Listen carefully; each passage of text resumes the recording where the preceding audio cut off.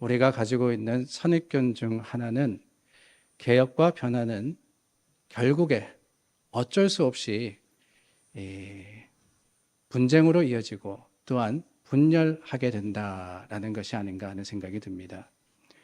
그도 그럴 것이 변화라는 것이 다수에게 불편할 수밖에 없고 개혁은 익숙하고 편안한 것을 포기해야 하는 것이기에 반대에 부딪힐 수밖에 없으며 결국에는 분열로 이어지는 것을 현실 속에서 봐왔기 때문에 그렇습니다. 지난 주일에 1517년 시작된 종교개혁에 대해서 말씀을 드렸죠. 종교개혁 기념주일 아니었습니까? 개혁운동으로 인해서 결국 교회가 분열되어서 구교와 신교, 캐톨릭과 프로테스탄트로 나뉘어 500년이 지난 지금까지 오고 있습니다. 어디 그뿐입니까? 개신교 내에서도 여러 교단으로 나뉘고 또한 교단 내에서도 교파에 따라서 노선에 따라서 수도 없이 갈라져 왔습니다. 한국에만 해도 100여 개가 넘는 장로교단이 있다라는 이야기를 들었습니다. 그 중심에는 지금의 모습과 방법에서부터 바뀌어야 한다라는 변화의 요구가 있었고 찬성과 반대로 나뉘다 보니까 결국에는 분열된 거 아니겠습니까? 그러다 보니 변화와 개혁은 사실 모두가 꺼리끼는 주제입니다. 괜히 개혁하자 했다가 다툼이 생기지 않을까. 변화는 버겁고 힘든 것이기 때문에 스테이터스코라고 하죠. 현상을 유지하는 게 최선이 아니냐. 그런 생각이 들기도 합니다. 그런데 여러분, 진정한 변화는 사실 분열이 목적이 아니라 일치가 목표입니다. 그래서 루터와 함께 개혁의 선봉에 섰던 칼뱅은 교회의 통일성을 보존하는 것이야말로 궁극적인 교회의 사명이다. 이렇게 주장을 했습니다. 교회는 핵심의 교리를 중심으로 함께 모이는 공동체, 그럼으로써 주님 안에서 일체를 이루는 것, 그게 바로 받은 사명일 뿐만 아니라 성도의 책임이다라고 했던 것이지요. 핵심적인 교리 무엇입니까?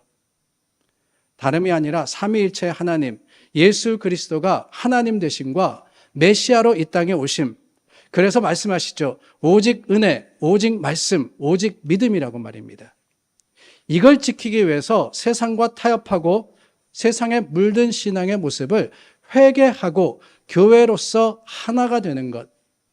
그게 바로 개혁이다라고 했던 것이지요. 그래서 변화라고 하는 것, 개혁이라고 하는 것은 이전과 다른 생소한 무언가를 하자는 게 아닙니다.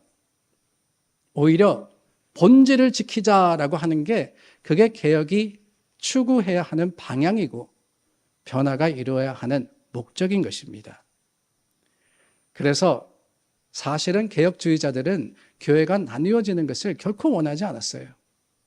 오히려 바른 신앙으로 돌아가서 하나가 되기를 원했지만 그러지 못했음을 안타까워하며 회개했습니다. 칼뱅의 글입니다. 이 시대의 가장 큰 문제 중에 하나는 교회들이 서로 분리되어 있다는 것입니다. 교회들 간에는 현세적이거나 인간적인 교제가 이루어지지 않고 있습니다. 그리스도의 몸은 갈기갈기 찢겨 있습니다. 신자들이 분리되어 있기 때문입니다. 이렇게 교회가 찢겨 있다면 그 몸은 피를 흘리고 있는 것입니다. 제게는 이게 가장 큰 관심사이므로 만일 내가 도움이 될 수만 있다면, 내가 할 수만 있다면 이 일로 인해서 10개의 바다라도 건너기에 인색치 않을 겁니다. 성경의 원리에 따라 분리된 교회들을 하나로 만들기 위해서는 어떤 노력과 어떤 수고도 아끼지 말아야 할 겁니다. 500년 전에 개혁을 하면서 외쳤던 것이 뭐냐? 교회가 하나라는, 교회는 일치해야 한다는 바로 그것이었다는 거예요. 안타깝게도 500년이 지났지만 오늘날의 교회의 모습은 과연 하나냐라는 그 질문을 여전히 던질 수밖에 없음이 그것이 안타까운 일이고 그것이 부끄러운 일이 아닐 수가 없습니다. 그래서 지난주에도 말씀드렸지만 하나님이 원하시는 변화, 하나님이 우리에게 요구하시는 변화의 근본적이고 우선적인 목적은 예수 그리스도 안에서 하나 되는 것이라고 했던 거예요. 로마서 12장 말씀을 저희가 나누었습니다. 변화를 받아 그리스도 안에서 한 몸이 되어 서로 지체가 되었느니라. 교회의 근본이 어디 있느냐? 교회의 근본은 바로 이 하나됨에 있다고 이야기를 하시는 거예요. 오늘 본문도 마찬가지입니다. 마음이 하나 되고 뜻이 하나 되고 의견이 하나 되는 것이 얼마나 선하고 아름다운가를 말씀하시면서 하나님의 계획과 하나님의 섭리는 바로 저와 여러분, 교회와 교회가 하나가 되어서 주님의 일을 하는 것이다 라고 하시는 거예요. 거기에 하나님의 뜻이 있습니다. 거기에 하나님의 기적적인 능력이 있고 거기에 하나님의 섭리가 존재하고 있는 겁니다. 하나님은 이 세상에서 가장 선한 것이 바로 일치라고 하고 있는 거예요. 흩어지고 나누어져서 다투기가 일수인 이 세상에서 교회에게 주신 사명이 바로 그거 아니겠습니까?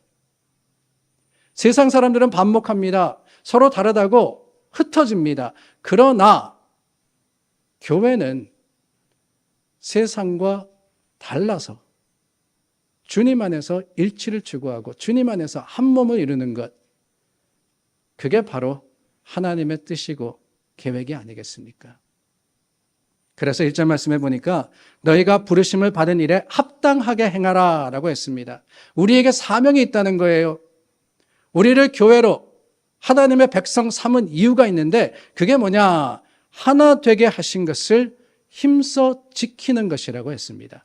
그러기 위해서 2절 말씀에 모든 겸손과 온유로 모든 참음으로 사랑으로 서로를 대하라 라고 하신 것이지요. 1절부터 6절의 짧은 본문에 이 하나라는 단어가 얼마나 많이 반복됩니까? 여러분 말씀을 읽으시면서 새하려 보셨는지 모르겠어요. 제가 하나라는 단어가 몇 번 나왔는지 새하려 봤습니다. 6절의 짧은 구절에 8번이 나오더라고요. 8번. 얼마나 중요하면 바울이 이렇게도 강조를 했겠습니까? 다툼이 아닙니다. 다름이 아닙니다.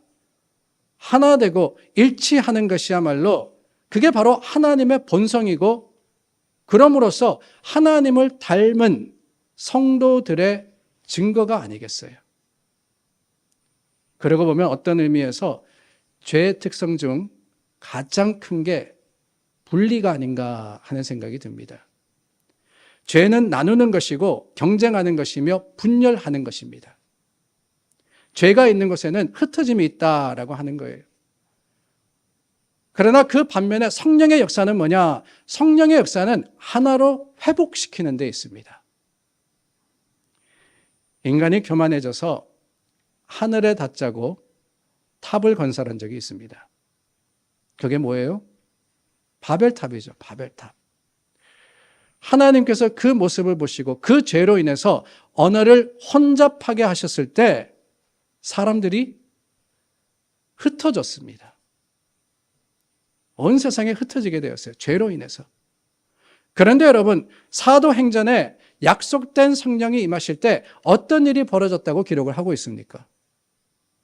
성령의 임재가 있는 곳, 성령의 역사가 있는 곳에 혼잡해졌던 언어가 하나가 되지 않습니까? 그게 뭐냐? 그게 바로 방언이었습니다. 방언으로 말할 때 모든 사람들이 알아듣게 된 겁니다. 방언으로 말할 때 서로가 서로를 이해하고 하나가 되었던 것이지요. 죄는 하나님으로부터 우리를 분리시켰고 인간과 인간 사이를 떼어놓았으며 모든 문제에서 서로가 적대하게 만들었습니다. 미워하게 했어요. 사람들이 죄를 지은 이후로부터 하나 되는 게 어려워졌습니다. 이 죄 때문에요. 서로 불화하고 서로 싸우고 서로 다투는 거 아니겠습니까? 그래서 어떤 의미에서 구원의 목적 중 하나는 죄와 그리고 인류의 타락이 가지고 왔던 이 무서운 분리를 해결하는 것이 아니었나라는 생각이 듭니다. 예수님께서 십자가에 죽으심으로써 이루신 일이 무엇입니까? 하나님과 우리를 하나 되게 하셨잖아요. 그럼으로써 우리가 서로를 사랑으로 대할 수 있도록 예수님은 십자가를 지셨던 겁니다. 우리와 하나님 사이에 그 담을 허물어 주셨듯이 우리도 우리로 인해서 사람과 사람 사이에 그 죄의 담을 허물도록 명령하셨고, 그것이 바로 십자가의 은혜라고 선포하신 겁니다. 그러므로 여러분, 우리는 더 이상 죄의 모습을 따라 사는 것이 아니라 변화되어서 사랑으로 행하고 또한 사랑으로 서로를 바라봐야 되지 않겠어요? 개혁, 변화, 계속해서 저희가 나누고 있는데 그 궁극적인 목적은 달라지는 거 아닙니까? 달라지는 거. 세상의 모습인 미움이 아니라 사랑으로 날마다 달라지는 것. 그게 바로 변화와 개혁입니다.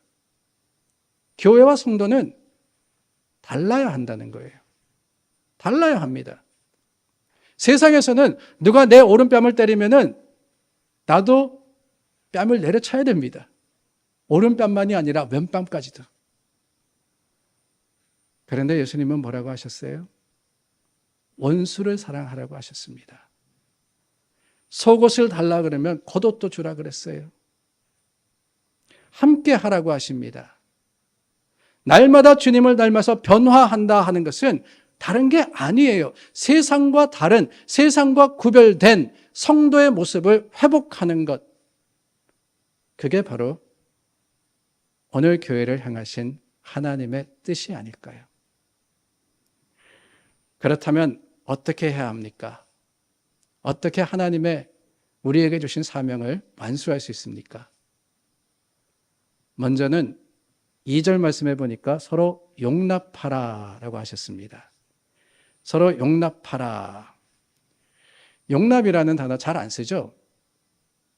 쉽게 말하면은 용납이라는 것은 서로를 향해서 꾹 참으라라고 하는 거예요.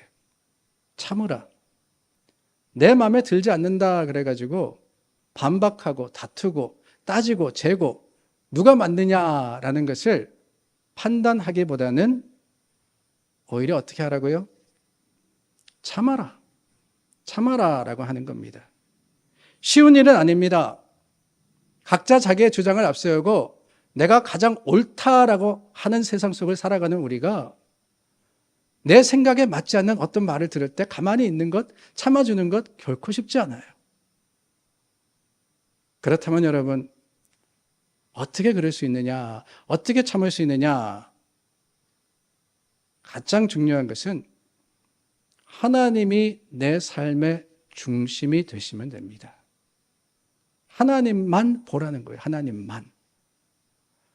모든 것이 하나님께로부터 왔기 때문에 하나님이 우리 존재의 이유임을 고백하는 것이지요. 모든 것이 하나님의 뜻이라고 생각하면은 참을 수 있지 않겠습니까? 너희가 부르심을 입은 부름에 합당하게 행하여 라고 했습니다. 무엇에 합당하게요? 너희 생각과 판단에 합당하게 라고 하지 않았어요. 너희 뜻을 따라서 행하라고 한 게 아닙니다. 부름에, 하나님의 부름에, 하나님의 계획에, 하나님의 섭리에, 하나님의 뜻에 맞추어서 라고 하고 계시는 거예요. 그 주님만 바라보게 되면은 여러분 용납할 수 있습니다. 시편 35편은 다윗의 시입니다. 근데 그 시편에 보면은 놀라운 고백이 나와요. 뭐냐? 이 시편 35편은 다윗이 고통당할 때 적은 시입니다. 사울에게 쫓겨서 광야로 나갈 수밖에 없을 때 어디 그뿐입니까? 아들인 압살롬이 반란을 일으킵니다. 많은 사람들이 그 다윗을 향해서 비난하고 비방했습니다. 그 고통과 아픔 가운데 다윗이 뭐라고 고백을 하느냐? 하나님, 내가 저들을 위해서 기도했습니다. 라고 고백을 해요. 내가 저들을 위해서 하나님께 간절히 구했습니다. 여러분, 힘들고 어려운 일이지만 우리가 우리를 대적하는 사람들을 위해서 기도할 때 하나님께서는 우리에게 힘이 되어 주시는 거예요. 참고 용납하며 감싸줄 수 있는 사랑의 능력으로 더해 주시는데 하나님만 바라볼 때 그게 가능해지는 겁니다. 그런데 여러분, 오해는 마시기를 바랍니다. 어떠한 갈등의 순간에 하나님을 바라해서 하나님께 기도하면은 하나님이 그 상황을 해결해 주시느냐? 어떻게 해결해 주시느냐? 상대방을 변화시켜 주시느냐? 그렇지는 않아요. 우리가 원수를 위해서 기도한다 그래서 그 사람이 원수 짓을 멈추느냐? 아니에요. 사람 변하지 않습니다. 아무리 하나님께 간절히 기도한다 할지라도 그 사람의 말과 태도 쉽게 달라지지 않아요. 그런데 하나님만 바라보고 하나님께 기도하고 하나님께 맡기면 달라지는 게 있더라는 거예요. 뭐가 달라집니까? 내가 달라지는 거예요. 내 생각이 바뀌는 거예요. 내 판단이 바뀝니다. 나를 대적하는 그 사람을 바라보는 내 시선이 바뀌더라는 거예요. 그래서 여러분, 갈등의 순간에 가장 어렵고 힘든 그 순간에 우리가 해야 할 일은 주님만 보는 겁니다. 주님만. 그럴 때 하나님이 우리 마음과 생각을 주장하여 주시어서 모든 것들을 용납하고 모든 것들을 사랑으로 덮을 수 있는 힘을 주십니다. 오늘 말씀에도 보면은 겸손하라 그랬잖아요. 겸손의 근본적인 의미가 뭡니까? 겸손의 근본적인 의미는 포기입니다. 포기. 하나님 안에서 두 손 두 발 다 들라는 거예요. 항복하라는 겁니다. 하나님께 항복할 때, 하나님께 겸손한 마음으로 설 때 하나님께서 그 마음속에 모든 것을 이기는 능력으로 채워주시는 겁니다. 온유하라고도 했죠. 온유라는 말은 우리가 잘 이해를 해야 됩니다. 온유는요, 모든 일에 있어서 허허 그럴 수도 있지, 이게 아니에요. 안으로는 부드럽고 밖으로는 강한 게 그게 바로 온유입니다. 무작정 물 같은 게 아니라는 거예요. 마태복음 11장 말씀해 보니까 예수님께서 말씀하십니다. 나는 온유하고 겸손하니 내게 와서 배우라고 말입니다. 예수님은 온유하신 분입니다. 그런데 그 온유하신 분이 강단이 있으시잖아요. 십자가를 지십니다. 담대하게 지셨습니다. 우리의 죄와 그 모든 멍에를 다 짊어지시고 우리를 대신해 십자가에 돌아가실 수 있을 만큼 강하셨습니다. 왜요? 사랑하셨기 때문에. 사랑이 있는 곳에 그러므로 온유가 있는 겁니다.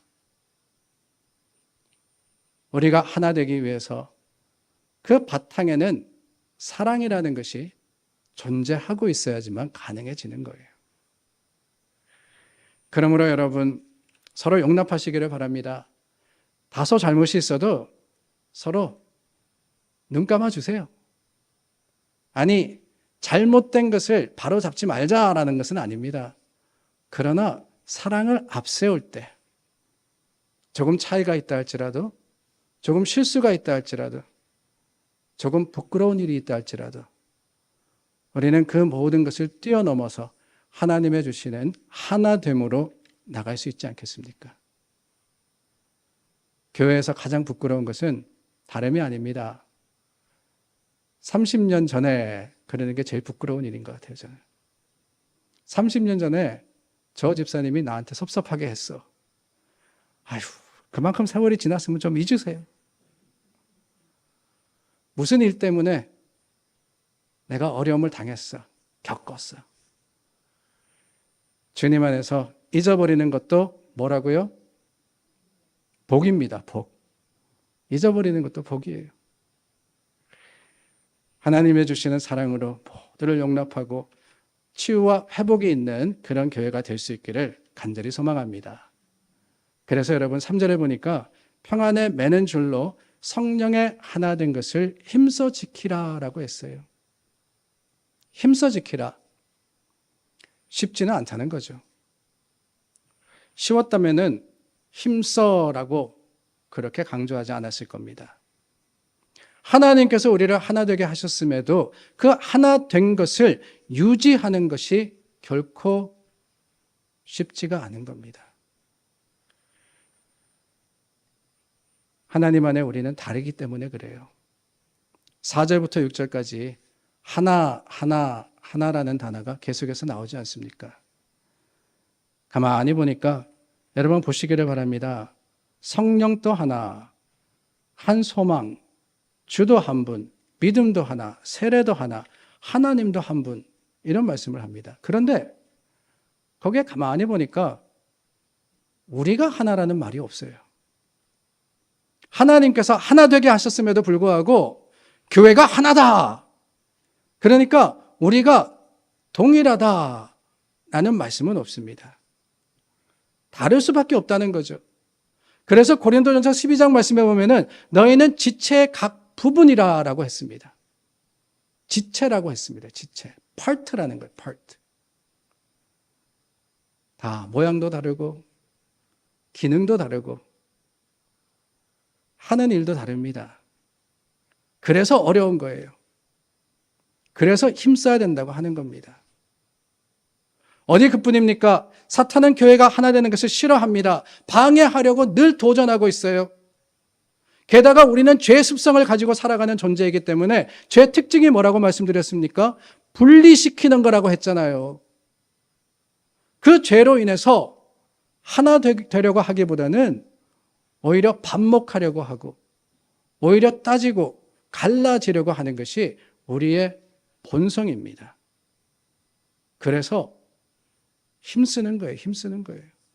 그래서 조금 나를 낮추고 상대방을 높이는 노력을 하는 것이며 주님이 그러셨듯이 우리가 서로를 조금 더 사랑하고 조금 더 이해하고 조금 더 자신을 포기하는 그 노력으로 나아가는 겁니다. 그렇습니다. 그저 같이 있다 그래서 하나가 되는 것은 아니에요. 우리가 한 교회, 머릿돌 교회를 섬기기 때문에 우리는 한 교회다. 그게 다면 얼마나 좋겠어요. 우리가 함께 한 자리에서 예배드리기 때문에 우리는 하나다. 그럴 것 같으면은 어느 교회도 분리되거나 분열하지 말아야 됩니다. 근데 심지어는 고린도 교회, 아니 고린도 교회뿐이겠어요? 성경에 나오는 교회들도 다 이러한 분열의 갈등이 있었거든요. 그렇다면 어떻게 하느냐? 함께 하는 게 다가 아니라면은 중요한 것은 세우는 것이 아닌가라는 생각이 듭니다. 서로를 세운다는 거예요. 그 세운다는 것은 그저 받아들이는 것이 아닙니다. 누군가 우리 교회를 찾아왔을 때 환영할 수는 있습니다. 아니 심지어 같이 신앙생활 할 수도 있어요. 그러나 그게 다가 아니라는 거죠. 환영한다고 한 자리에 있다고 한 교회가 되는 것이 아니라 세워줘야지만 하나가 되는 겁니다. 예를 들어서 교회에 등록하고 교회 일을 하려고 하는데 아니 저 사람은 예전 교회에서 문제를 일으킨 사람이니까 우리 교회에서 직분 받는 것은 아니지. 우리 교회 등록하고 그래도 몇 년은 있어야지 사역할 수 있는 거 아닌가? 이런 생각을 하고 있다면 그게 진정 하나된 교회일까요? 환영받았지만 세움을 받지 못하면 거기에 회복과 치유가 있겠습니까? 아닐 겁니다. 하나님의 교회는 그러므로 세우는 교회예요. 세우는 교회. 은사와 자원하는 마음이 있는 분들을 들어서 하나님의 일을 하게 하는 교회야말로 예수 그리스도를 중심으로 함께 서는 교회가 되는 겁니다. 지난주에 나눈 구절이 있었죠. Ecclesia Reformata Semper Reformanda. 교회는 개혁되었고 항상 개혁하는 곳이다. 개혁하는 교회. 개혁하는 교회는 그렇습니다. 성령이 하나 되게 하신 것을 힘써 지키는 교회입니다. 세상은 다투고 나누지만은 적어도 교회는 함께하며 위로받고 나와 다른 사람도 예수 그리스도 안에서 세워주는 그런 것임을 기억하며 우리가 더욱더 힘써서 주님 오시는 날까지 한 교회로서 예수 그리스도를 증거하기를 우리 주님의 이름으로 간절히 소망합니다.